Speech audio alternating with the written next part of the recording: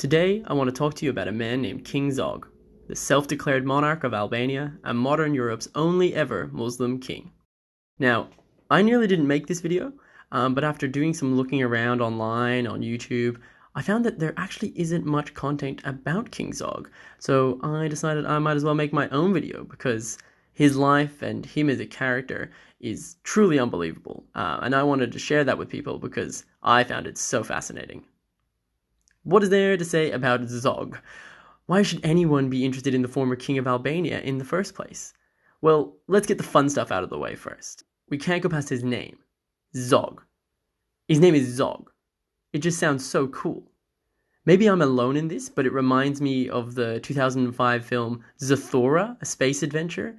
The aliens in that were called Zorgons, and it's the greatest film ever made, and reminds me of my childhood, and you can fight me if you disagree. But his name is Zog. That's surely enough to make him interesting. Next, he was apparently the subject of as many as 600 blood feuds against him. 600. And throughout his life survived over 55 assassination attempts. One time, one of these assassination attempts occurred in Parliament, and Zog got shot twice. To quote from King Zog, Self-Made Monarch of Albania by Jason Tomes, quote, "Shortly after 2:30, he left his office on the ground floor to go up to the parliamentary chamber for the start of proceedings. He was just on the turn of the stairs when a young man appeared at the top and shot him. After 2 or 3 rounds, the pistol jammed and the assassin turned and ran. Though wounded, Zogu simply drew his revolver and carried on. The deputies, who had instantly fallen silent, turned to see the double doors of the chamber thrown open as the Prime Minister staggered in." Zog was also a heavy smoker. It is said that he used to smoke around 200 cigarettes a day. Quote, "The routine of this prodigious chain smoker was anything but healthy. He was a human chimney," recalled one reporter.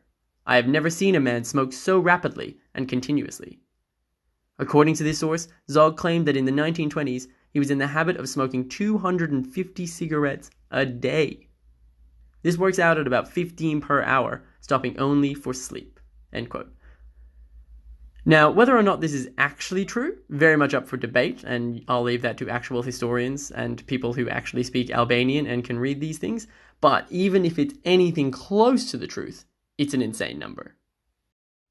Zog was also nicknamed Big Bird, because Zog means bird in Albanian, and you know, the Albanian flag, it's got a bird on it, which is big, and he's the big bird.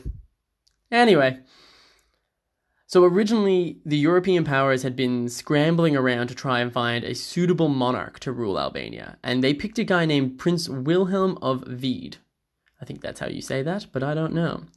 He showed up for a few months in 1914 to try and rule the place, failed abysmally at trying to manage the utter chaos unfolding in Albania at the time, and essentially went straight back to Austria with his tail between his legs. I am summarizing a huge amount here, but essentially, Zog became president of Albania in 1925, and then declared himself king in 1928, despite having absolutely zero royal connections in any way. Zog wanted to bring Albanian society into the modern world, establish a modern nation-state. The notion that distinct groups of people, chiefs, tribes, and beys from regional areas with extremely different cultural habits and languages could be forced to identify as one Albanian people and act in such a way was almost impossible. He also expanded education, built roads, and tried to turn Tirana into a genuine modern capital city. In 1920, women in Albania were given the right to vote, which is a hell of a lot earlier than many other countries, including France, Italy, Spain, etc. This is not to say he was a complete liberal reformer ahead of his time. Zog frequently abused his authority, engaged in rampant theft of state money, and had near complete control of the country. Much of Zog's reign on the international stage was spent trying to balance Albania's enormous financial dependence on Italy with appeals to other powers. He tried to court the UK and other European powers endlessly, and he would often egg the Italians on by feigning a shift towards Yugoslavia to try and extract funds from them. He was essentially playing some truly hardcore diplomacy in a very difficult situation. Bismarck would be proud. Albania was completely broke, as it had no real system of collecting income tax, as they were almost entirely dependent on huge sums of Italian lira to finance the country. In return, Italy, in exchange for its funds, put ministers in high areas of Albanian government, had Italians at the heads of the gendarmerie, and demanded monopolies in a number of industries. In the lead up to World War II, this balancing act became very difficult, as Mussolini became much more expansionist, and small states within Europe suddenly became very conscious of their position in this emerging order.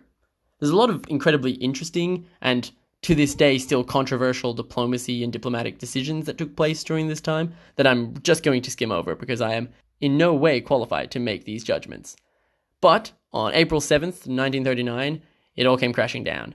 And 2 days after the birth of Zog's only son, the Italians invaded Albania, and Zog fled the country.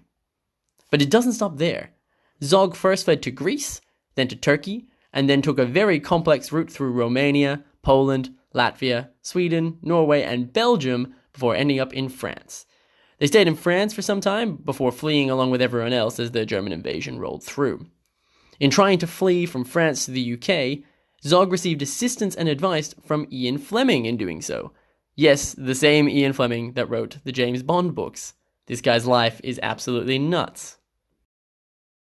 He then essentially pottered around in England and plotted his return to the Albanian throne. As World War II came to a close, though, the Albanian government was seized by communist forces, with Enver Hoxha at the head, whose rule and life is a chat for another day, because it is also very fascinating. But the new communist government was quick to abolish the monarchy and ban Zog from returning to Albania. He spent much of World War II badgering people in the British Foreign Office in order to plan some sort of return to the throne, but none of it really came to anything. He then went to Egypt in 1946 at the behest of King Farouk, where he then met up with King Victor Emmanuel III, who had actually replaced him as Albanian monarch in 1939 when he was forced to flee. Pretty awkward meeting between the two of those, I suppose. But when Farouk was overthrown, Zog left for France, where he died in 1961, leaving his son, Prince Leka Zogu, as the next in line to the now defunct Albanian throne. I do want to just briefly talk about Leka Zogu as well, because he was just so interesting. Despite spending only 2 days in Albania, Leka was still the heir apparent and therefore no close friend of the Hoxha regime in Tirana. So in the 1970s, and this is where it gets a bit random, Leka was at a dinner party in Sydney, Australia, where he met local teacher and most generic white Australian woman ever, Susan Barbara Ward.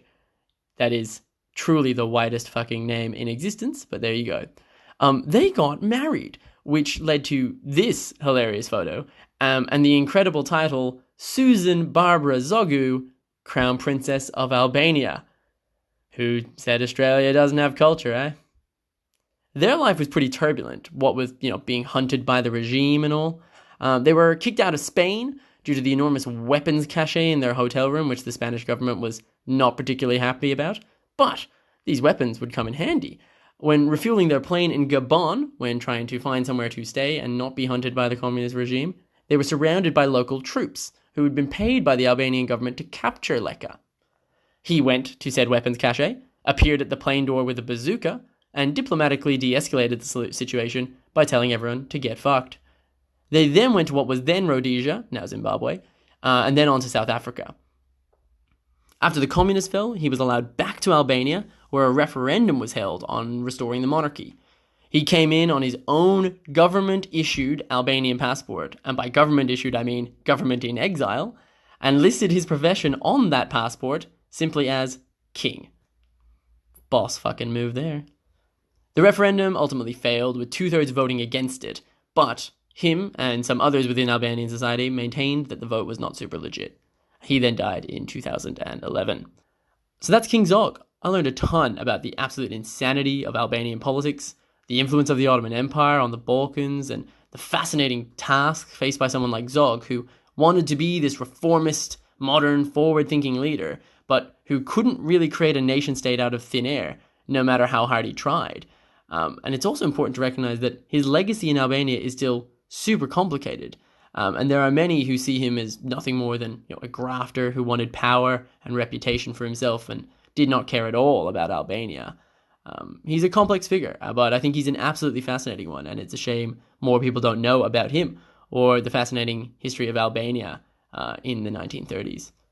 I recommend you read the book that I recommended, King Zog. I'll leave it a link to that in the description if you're keen to learn more. And, I want to thank Audible for not sponsoring this video, as it's literally my first video. But, hey, hoping for big things in the future. Okay, bye.